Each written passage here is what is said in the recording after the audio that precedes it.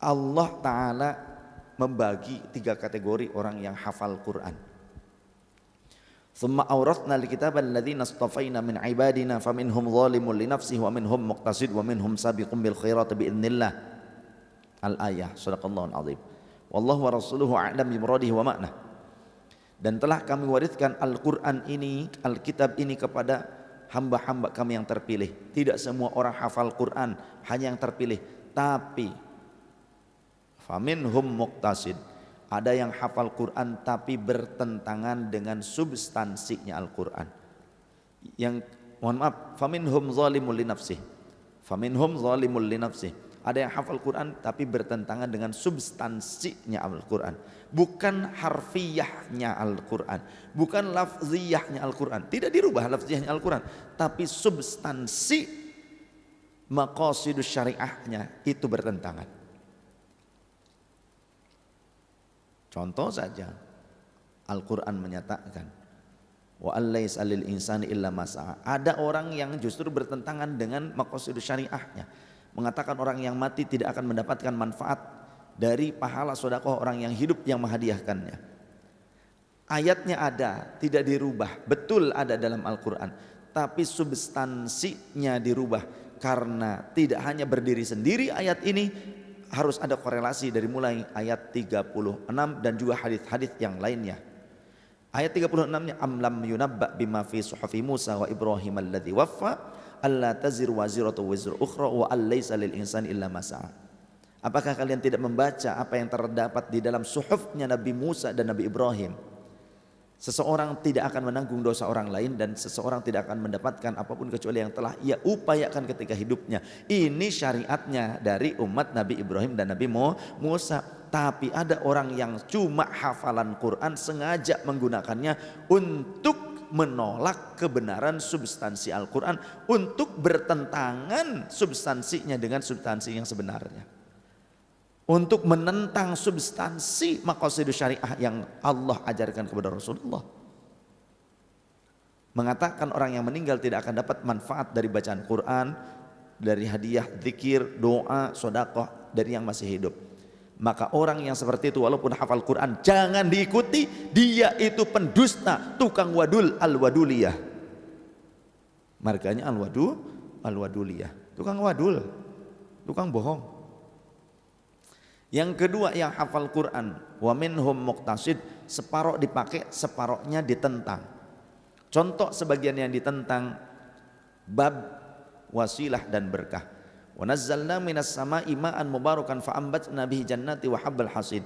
Wallahu wa rasul a'lam bi murid wa ma'na. Dan telah kami turunkan dari langit ma'an mubarakan, air yang mengandung keberkahan. Allah menegaskan air hujan juga mengandung keberkahan, apalagi air doa orang soleh. Tapi ditentang tidak ada berkah selain dari Allah. Ya memang hakikat dari Allah, tapi mereka menentang adanya hak prerogatif Allah, menebarkan rahmat dan berkahnya melalui pintu-pintu yang Allah kehendaki, diantaranya melalui makhluk-makhluknya Allah. Ma'an mubarakan fa'ambatna bihi, maka kami tumbuhkan bihi dengan wasilah, air hujan. Padahal bagi Allah tanpa air hujan pun mampu menumbuhkan sesuatu, betul tidak? Bulu kempung kita tanpa air hujan juga tetap tumbuh, ya kan? Walau tanpa sinar matahari. Bulu mata tidak memanjang, tidak perlu kita memotong bulu mata. Tapi bulu kemaluan, walau tak tersirami air hujan, walau tak tersentuh oleh sinar matahari, tetap memanjang. Bahkan kalau tidak dicukur mungkin dicocang nantinya. Repot. Apa itu yang dicocang sampai ke bawah? Ekor. Repot nanti kalau sampai dicocang. 2 meter ke bawah kan, Masya Allah. Apa itu? Asnya pecut katanya gitu. Pecut sama rasuli. Aduh ampun dah.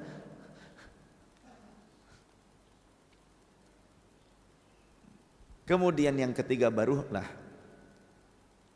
tadi orang faminhum zalimun li nafsihi wa minhum muqtasid wa minhum sabiqum bil khairati biidznillah. Ya hafal Quran, ya faham Quran sehingga dia mampu mengamalkannya dengan sesuai, berkesesuaian dengan maqasidus syariahnya. Jadi gak cukup hafalan, karena banyak orang yang hafal tapi ternyata justru salah kaprah, menyesatkan banyak.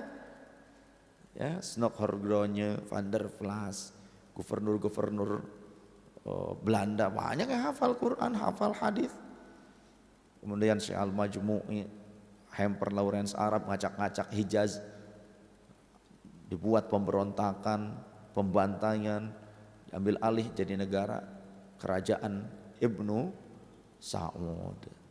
Ya, jadi ternyata bahkan yang membunuh Sayyidina Ali karamallahu wajhah itu adalah guru tahfizul Quran, namanya Ibnu Muljam.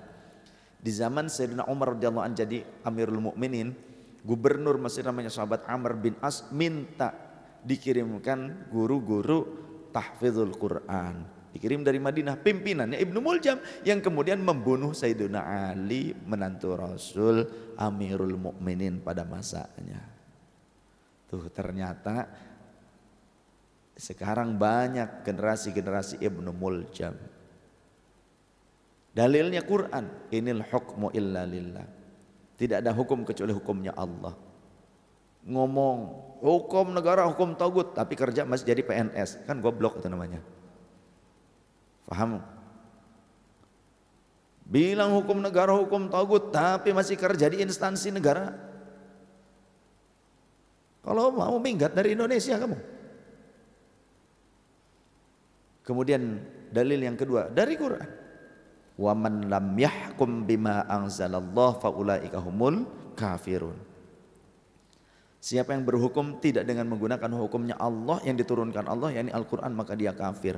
Tapi kerja jadi kepala dinas, tapi kerja di BUMN, apa kamu gak ngomong dirimu kafir sendiri? Atau kerja di perusahaan asing bahkan, yang aturannya menggunakan aturan manusia. Bilang-bilang aturan manusia, aturan togut, kafir, tapi sering demo urusan aturan-aturan negara, hasil ijtihad anggota dewan. Maraknya kejahatan, kebatilan bukan hanya karena banyaknya orang yang berniat berbuat batil, tapi karena juga diakibatkan diamnya orang-orang yang baik, yang faham, yang ngerti. Kalau kita diam ya sudah, banyak orang yang menipu umat dengan dalil agama.